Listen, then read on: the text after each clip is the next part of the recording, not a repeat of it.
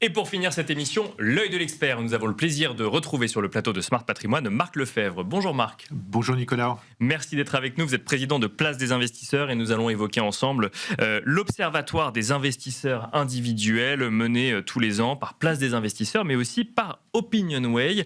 Est-ce que vous constatez une fois encore une évolution du profil des investisseurs, notamment des investisseurs boursiers, Marc, sur l'année qui vient de s'écouler ?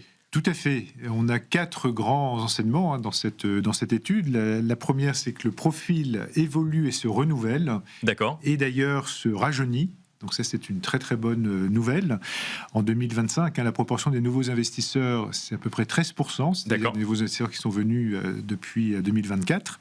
Parmi ces nouveaux investisseurs, les moins de 45 ans représente 84%. Ah, quand même, d'accord. Et 44% des investisseurs qui ont commencé à investir en bourse ont moins de 30 ans. D'accord. Donc c'est vraiment un rajeunissement, et ce, quelles que soient les phases, y compris dans les phases un peu plus compliquées en ce moment. Et c'est pas la première fois que vous le constatez en plus, c'est quelque chose qu'on voit tous les ans. C'est pas la première fois, ça fait maintenant, je dirais, 4-5 ans qu'on est vraiment sur une tendance d'un rajeunissement. Et c'est au sein de Place des investisseurs quelque chose sur lequel on capitalise beaucoup, autour de l'éducation financière. On veut attirer de plus en plus de jeunes pour le financement de l'économie réelle, c'est essentiel. D'accord. Les patrimoines importants qui sont plus détenus par les personnes plus âgées, c'est également essentiel, mais les jeunes, ne les oublions pas. Donc ça, c'est le premier grand enseignement. Le deuxième enseignement, c'est qu'on a des investisseurs qui aujourd'hui sont autonomes et friands d'informations, qui utilisent la bourse pour diversifier leur patrimoine. D'accord. Souvenez-vous de la raison d'être de Place des investisseurs, c'est de placer le citoyen au cœur de l'économie et du financement des transformations du monde. Donc c'est très ambitieux. Donc dans ce financement, il y a toutes les classes d'actifs. Mais les actions, évidemment, restent très centrales et importantes.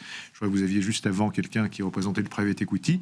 On voit d'ailleurs les particuliers de plus en plus présents sur ce sujet. D'accord. Bon, mais là, on voit qu'effectivement, les investisseurs veulent diversifier, exactement. D'accord. Et sur le long terme ? Sur le long terme. Ils sont plus jeunes et on va chercher du long terme aussi, c'est-à-dire qu'on est vraiment dans un objectif de retraite ou en tout cas de moment de la vie plus éloigné. Exactement, donc diversifié et effectivement long terme. On a également des utilisations des outils digitaux qui se renforcent. C'est également facilité par les jeunes qui arrivent de façon importante.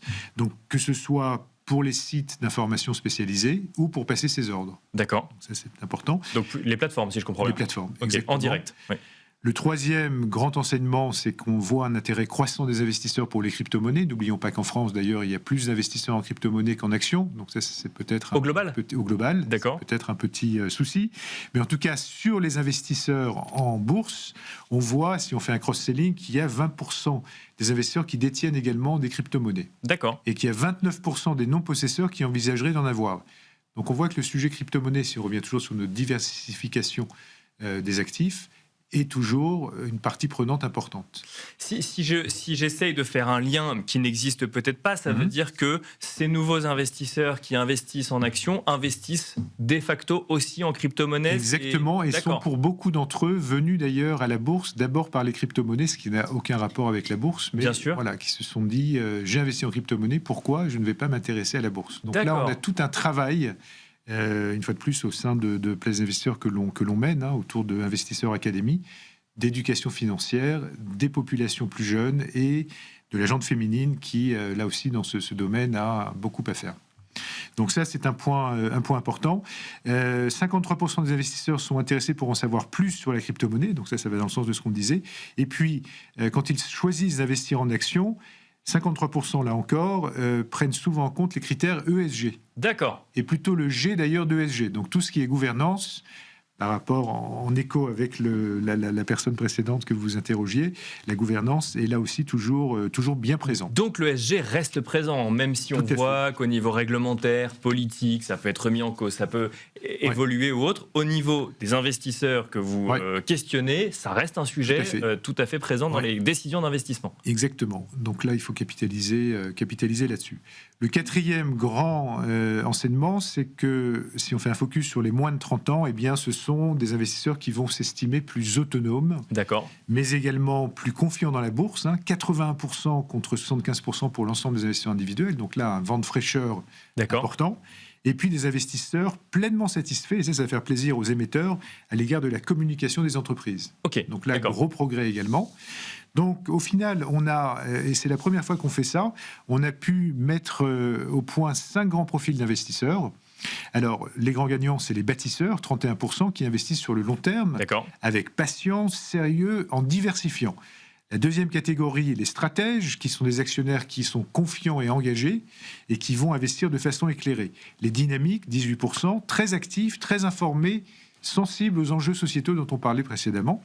Sereins, 17%, donc tout ça est assez serré, qui vont privilégier la sécurité et la stabilité. Et puis, toujours dans les classements, il y a des gens un peu moins impliqués, les prudents, 15%, qui sont peu actifs et qui, eux, privilégient la simplicité et ont besoin d'être rassurés. Mais je dirais que c'est cette diversité qui fait la richesse des investisseurs en bourse dont on a besoin une fois de plus pour financer les PME et les ETI. Merci Marc Lefebvre de nous avoir accompagnés sur le plateau de Smart Patrimoine. Je rappelle que vous êtes le président de Place des Investisseurs. Merci d'avoir présenté ce sondage, donc Place des Investisseurs et Opinionway. Merci beaucoup. Merci. Et quant à nous, on se retrouve très vite sur Be Smart for Change.